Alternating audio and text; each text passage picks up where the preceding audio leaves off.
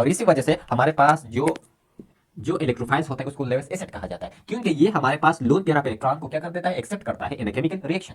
तो यहाँ पर जो ये पॉजिटिव चार्ज है यानी NH4 NH3O पर पॉजिटिव चार्ज तो है, लेकिन ये हमारे पास इलेक्ट्रोफाइल नहीं है। इसका वजह ये है कि जो NH4 है यहाँ पर जो पॉजिटिव चार्ज है ये हमारे पास कोऑर्डिनेट कोवेलेंट बॉन्ड की वजह से बना। हमारे पास Bi3 हमारे पास स्ट्रॉन्गर होगा BCl3 से, और BCl3 स्ट्रॉन्गर होगा Ba3 से, क्योंकि यहाँ पर जो आयोडीन है इसका जो एटॉमिक रेडियस ज्यादा है, तो जिसका एटॉमिक रेडियस ज्यादा होता है इसका जो बैक बॉन्डिंग होता है वो वीक होता है, और जिसका बैक बॉन्डिंग वीक होता है वो हमारे पास स्ट्रॉन्ग इलेक्ट्रोफाइल। अस्सलाम वालेकुम ever, welcome back to my YouTube channel. My name is Ehtisham A K Nazar. तो इस वीडियो में हम डिस्कस करेंगे इलेक्ट्रोफाइल्स के बारे में कि इलेक्ट्रोफाइल्स क्या होता है और इसको डिटेल के साथ समझेंगे।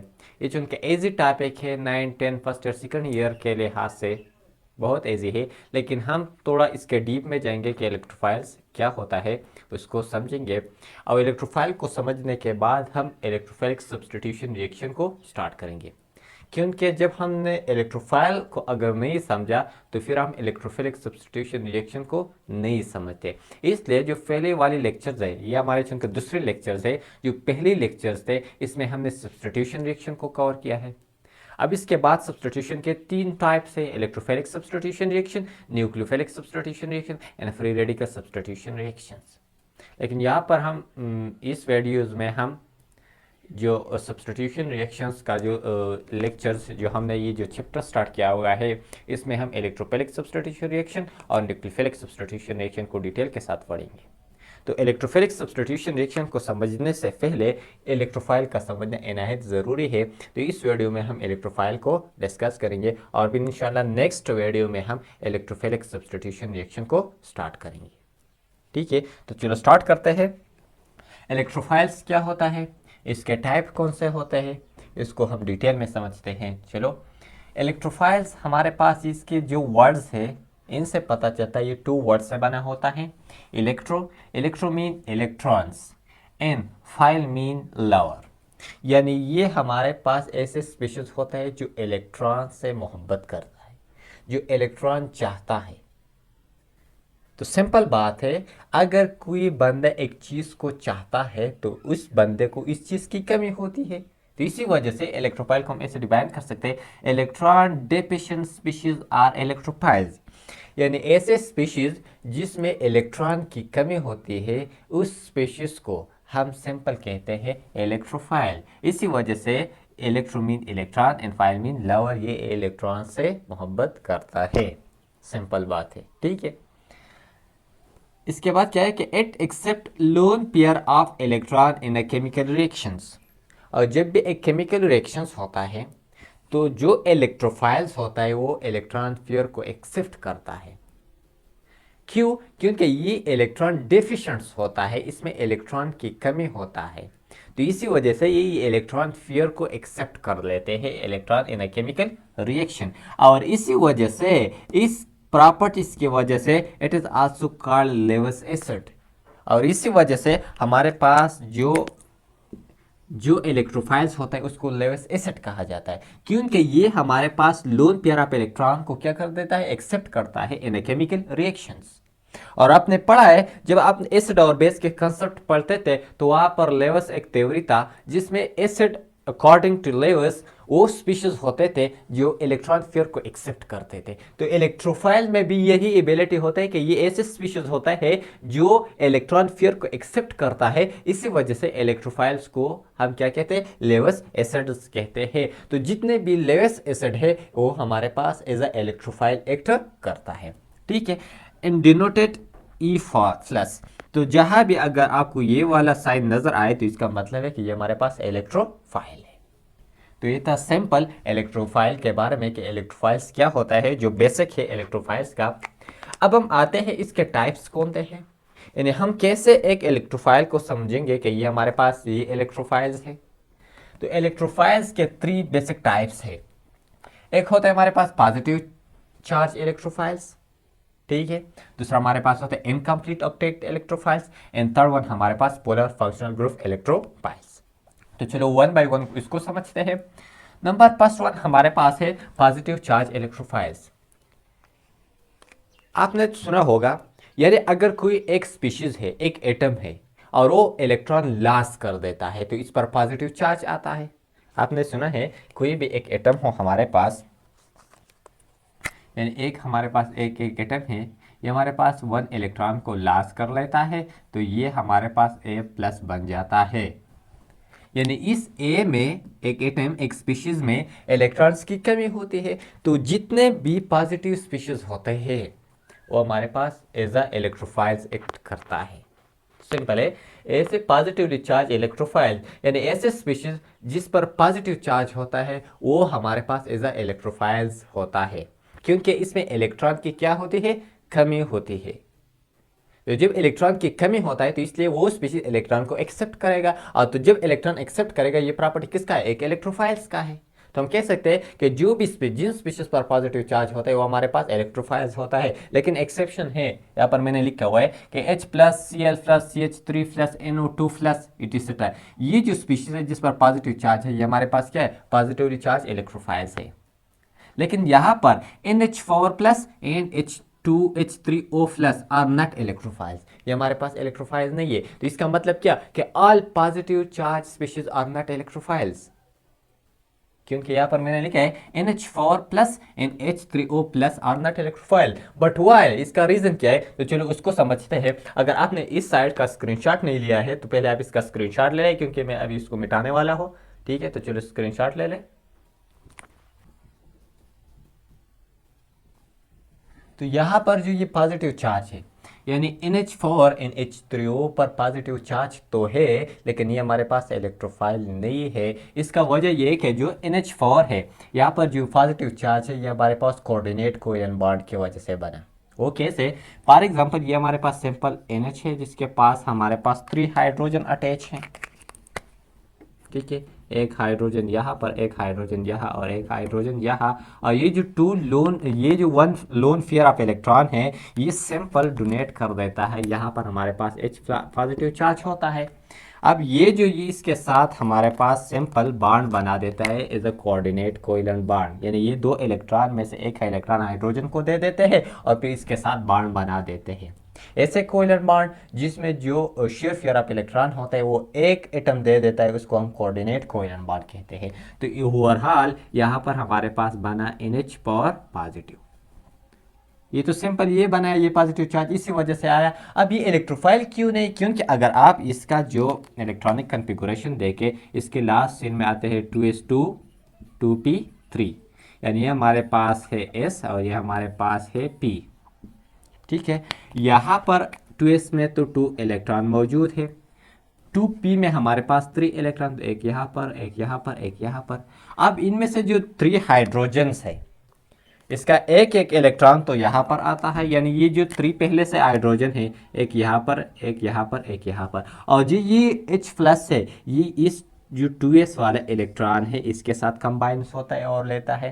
तो इसका जो वैलेंसी है ओवरऑल ये हमारे पास क्या है, कंप्लीट है। तो जब ये कंप्लीट है तो इसी वजह से NH यानी NH4 में कोई ऐसी जगह नहीं है जहाँ पर इलेक्ट्रॉन आए। ठीक है, और इलेक्ट्रोफाइल्स क्या होता है, इलेक्ट्रोफाइल तो इलेक्ट्रॉन लवर होता है जिसमें इलेक्ट्रॉन डेफिशिएंस होता है, इलेक्ट्रॉन की कमी होती है। तो यहाँ पर इलेक्ट्रॉन तो कंप्लीट है। ठीक है, तो इसी वजह से सिंपल ये हमारे पास इलेक्ट्रोफाइल्स नहीं है। H3O हमारे पास H3O पॉजिटिव, ये भी हमारे पास इलेक्ट्रोफाइल्स नहीं है। क्यों, अगर इसको भी देखें तो हमारे पास जो सिंपल ये हमारे पास क्या है, ऑक्सीजन, इसके साथ एक हाइड्रोजन, दूसरा हाइड्रोजन, इसके पास ये। अब ये 2 इलेक्ट्रॉन एक और हाइड्रोजन यहाँ पर आते हैं H प्लस, एक इलेक्ट्रॉन खुद इसको दे देता है और फिर इसके साथ कोऑर्डिनेट कोवेलेंट बॉन्ड बना देता है, तो हमारे पास H3O बन जाता है। तो इसका अगर आप इलेक्ट्रॉनिक कन्फिगुरेशन करें तो इसमें से जो लास्ट इलेक्ट्रॉन है ये हमारे पास 8 आते हैं, और जब इसके लास्ट शेल में 8 इलेक्ट्रॉन होता है तो ये कंप्लीट होता है, और जब ये कंप्लीट होता है तो यहाँ पर कोई जगह नहीं होता इलेक्ट्रॉन के लिए, तो इसलिए ये हमारे पास एज ए इलेक्ट्रोफाइल एक्ट नहीं करता। हालांकि इस पर पॉजिटिव चार्ज है और ये पॉजिटिव चार्ज है कोऑर्डिनेट कोवेलेंट बॉन्ड की वजह से। ठीक है, अब मैंने दूसरा लिखा है कि Na प्लस नॉट इलेक्ट्रोफाइल, ये भी हमारे पास इलेक्ट्रोफाइल नहीं है। वो कैसे, फॉर एग्जाम्पल ये हमारे पास Na पॉजिटिव, अब आपको पता है कि जो Na होता है इसका एटॉमिक नंबर हमारे पास 11 होता है। इसका अगर आप इलेक्ट्रॉनिक कन्फिगुरेशन करें 1s2 2s2 2p6 and 3s1, तो लास्ट शेल में, यानी ये तो कंप्लीट है, ठीक है, लास्ट शेल में हमारे पास एक इलेक्ट्रॉन है। अब अगर ये हमारे पास Na कोई भी चार्ज नहीं है तो लास्ट शेल में 1 इलेक्ट्रॉन है 3s1, लेकिन जब हमारे पास Na पॉजिटिव होता है तो ns 0 होता है। तो लास्ट शेल में जो होता है इसकी तादाद 0 होता है और बाकी हमारे पास 8 बन जाता है, ये 2s में 8 रह जाते हैं। अब ये एक इलेक्ट्रॉन लॉस करने के बाद स्टेबल हुआ है, तो जब ये स्टेबल हुआ है तो इसी वजह से ये इलेक्ट्रॉन नहीं लेता, तो Na पॉजिटिव भी हमारे पास एज ए इलेक्ट्रोफाइल्स नहीं होता। लेकिन एक बात ये नोट करना, जब ये NH power plus and H3O plus ये हमारे पास इक्वस सोल्यूशन में आप डाल देता है, सिंपल यहाँ पर मैं लिखूंगा कि अगर आप इसको इक्वस सोल्यूशन में लेते हैं तो फिर ये हमारे पास एज ए इलेक्ट्रोफाइल एक्ट करता है, क्योंकि ये डिसोसिएट होता है NH3 में प्लस हाइड्रोजन प्लस आयन में, और इसी तरह ये हमारे पास H2O प्लस हाइड्रोजन आयन में। तो ये हमारे पास जो पॉजिटिव आयन में डिसोसिएट होता है, इसी वजह से जब आप ये NH4 और H3O वाटर में डिसोसिएट कर देते हैं तो वहाँ पर ये हमारे पास एज ए इलेक्ट्रोफाइल एक्ट कर सकता है। दूसरी बात क्या है, इनकम्प्लीट ऑक्टेट इलेक्ट्रोफाइल्स, ठीक है। तो इनकम्प्लीट इलेक्ट्रोफाइल में इसमें आज जो लेवस एसिड आते हैं ये इसमें आते हैं, ठीक है, वो हमारे पास इनकम्प्लीट ऑक्टेट इलेक्ट्रोफाइल्स होते हैं। यहां पर अगर आप देखें BF3 में